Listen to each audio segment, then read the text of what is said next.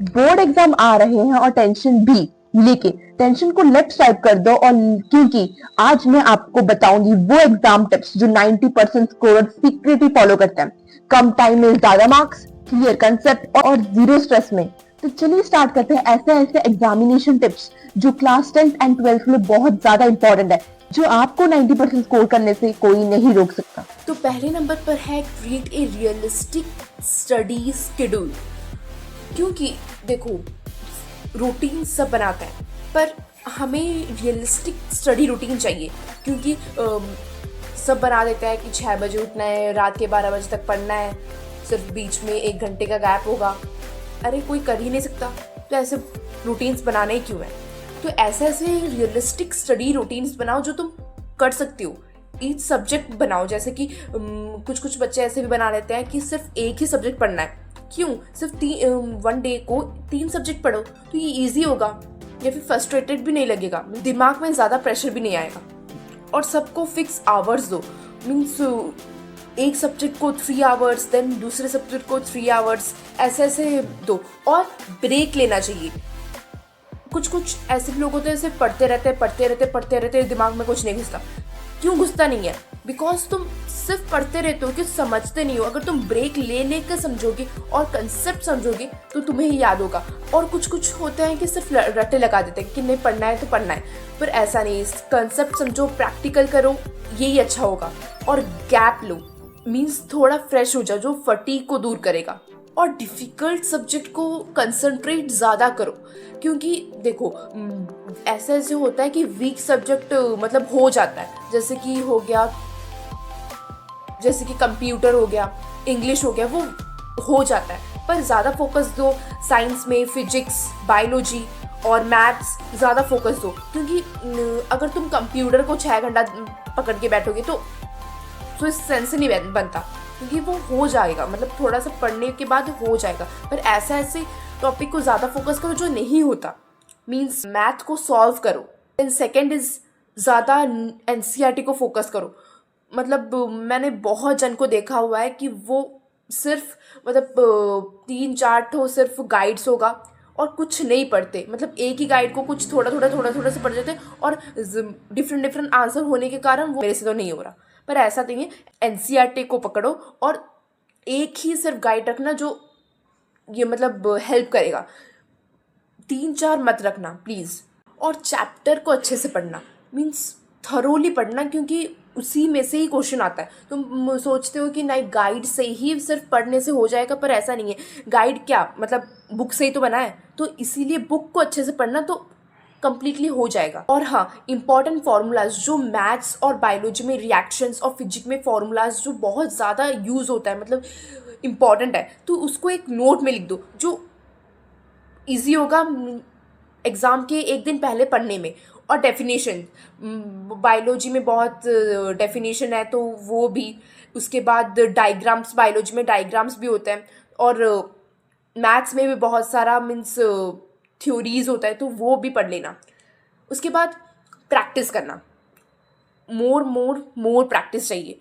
क्योंकि मैथ्स में, इंग्लिश में तुम सोच रहे होगे क्या ही प्रैक्टिस होगा, नहीं, राइटिंग स्पीड इंक्रीज होगा, तो इंग्लिश में राइटिंग स्पीड, मैथ्स में एक्यूरेसी, ये सब बढ़ता है। उसके बाद थर्ड में है solve previous year questions. Yes, most important. तुम कितना भी पढ़ लो, पर अगर तुमने 5 या 6 प्रीवियस ईयर क्वेश्चन सॉल्व नहीं किया तो वो गया।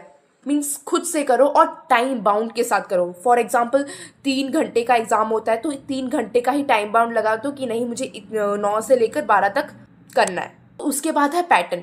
अगर तुम सॉल्व करते करते ना तुम्हें पैटर्न भी समझ में आ जाएगा, मतलब डिफ़िकल्टी लेवल में भी समझ में आ जाएगा कि नहीं किस पैटर्न का एग्ज़ाम में आता है क्वेश्चंस। उसके बाद डिफ़िकल्टी लेवल क्या होता है, तो ये सब ऑटोमेटिकली समझ में आ जाएगा अगर तुम सॉल्व करोगे क्वेश्चंस। उसके बाद 4th पॉइंट है वीक एरिया को ज़्यादा फोकस देना चाहिए, बिकॉज तुम्हारा स्ट्रॉन्ग पार्ट्स हो चुका है और वीक पार्ट्स नहीं हुआ है, जो उसके बाद तुम्हें आइडेंटिफाई करना है कि क्या टॉपिक तुम्हारा नहीं हो रहा। फॉर एग्जाम्पल अगर मैथ्स का कुछ फॉर्मूलेज नहीं हो रहे तो उनका पढ़ो, उनको प्रैक्टिस करो, तो ऑटोमेटिकली हो जाएगा। जैसे कि फॉर एग्जाम्पल ट्रिग्नोमेट्री, तो ये तुम्हारा नहीं हो रहा तो उसको प्रैक्टिस करने के बाद होगा। फॉर एग्जांपल बायोलॉजी नहीं हो रहा, कि फॉर एग्जांपल कुछ वर्ड समझ में नहीं आ रहा, तो वो प्रैक्टिस करने के बाद या फिर थोड़ा पढ़ने के बाद ही याद रहेगा।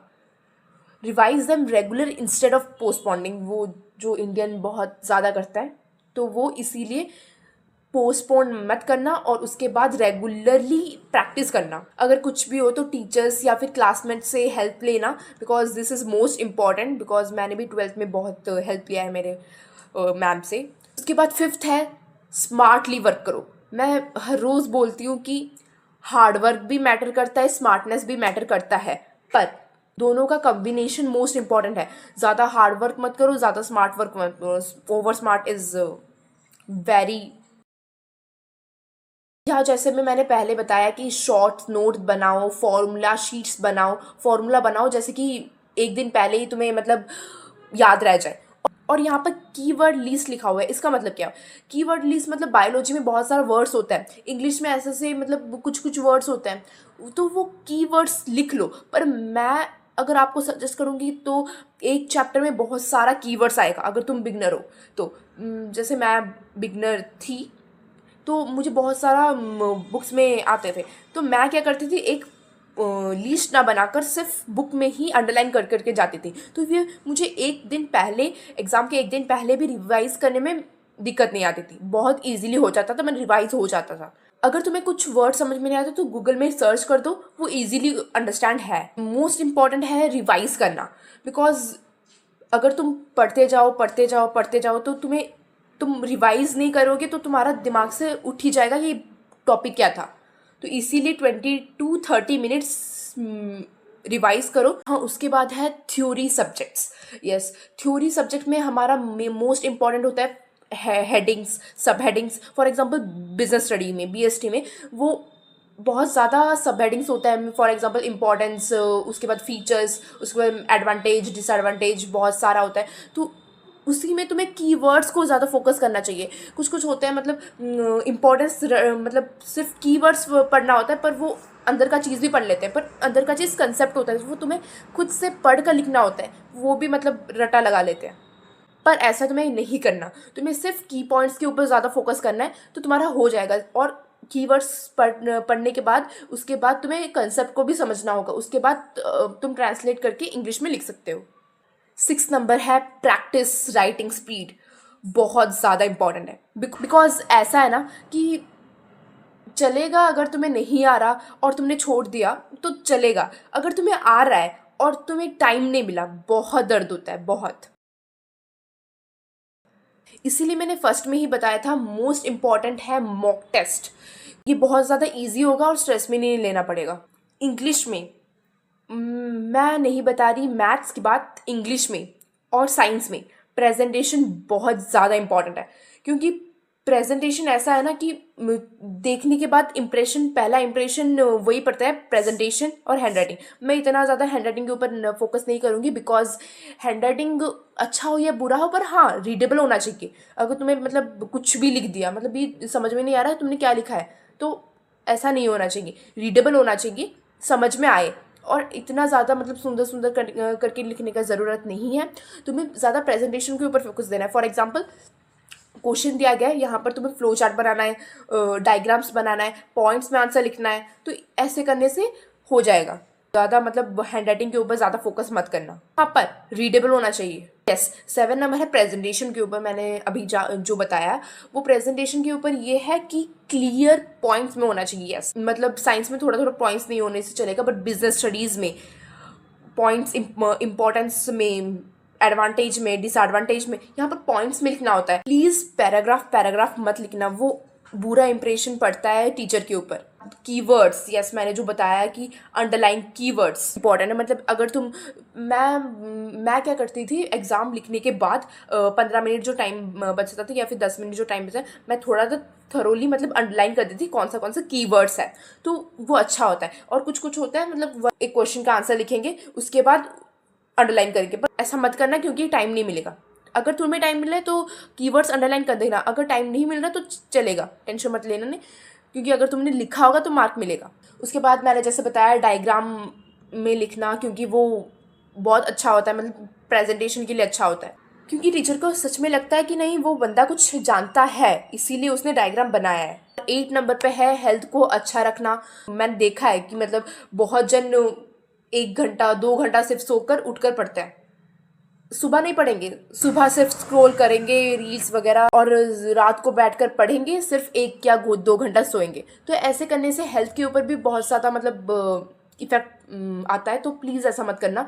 तुम सुबह पढ़ो ना, रात को क्या पढ़ने से ये हो जाएगा? नहीं।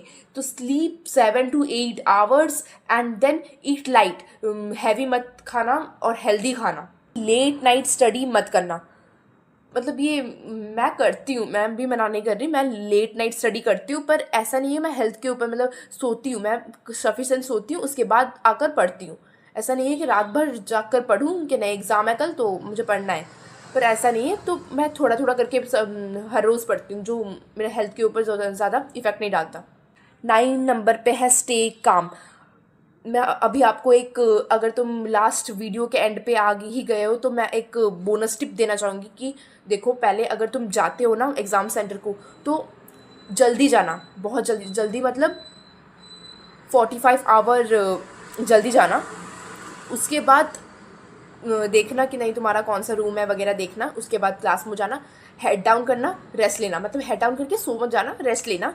रेस्ट लेने के बाद मतलब मुझे पता है बहुत मतलब दोस्त बुलाएंगे कि थोड़ा बोल लेते हैं, थोड़ा वॉशरूम जाएंगे वगैरह, पर ऐसा नहीं करना। तुम्हें सिर्फ हेड डाउन करके ये करना है, मतलब थोड़ा सा हेड डाउन ही करना है, कुछ सोचना नहीं है, सिर्फ हेड डाउन ही करना है। उसके बाद जैसे ही आंसर शीट आएगा उसमें फिलअप वगैरह करना, क्या क्या मतलब दिया होता है, वो तुम्हारा नाम, वो सारा सब्जेक्ट वगैरह डालना। उसके बाद तुम्हें क्वेश्चन पेपर मिलेगा। क्वेश्चन पेपर में तुम्हें पहले, मुझे जो लगता है, मैं इंग्लिश में करती हूँ पैसेज, क्योंकि इस समय माइंड पूरा काम होता है, तो काम होने की वजह से हमारा मतलब आंसर सही होता है। अगर तुम पीछे से स्टार्ट करोगे ना तो लॉन्ग क्वेश्चन तुम्हें जो मतलब आता है, तुम थोड़ा सोचने के बाद भी लिख सकते हो, कर सकते हो। तो पहले ही क्यों करना, तो मतलब हार्ड चीज़ें कर लेती हूँ, जैसे कि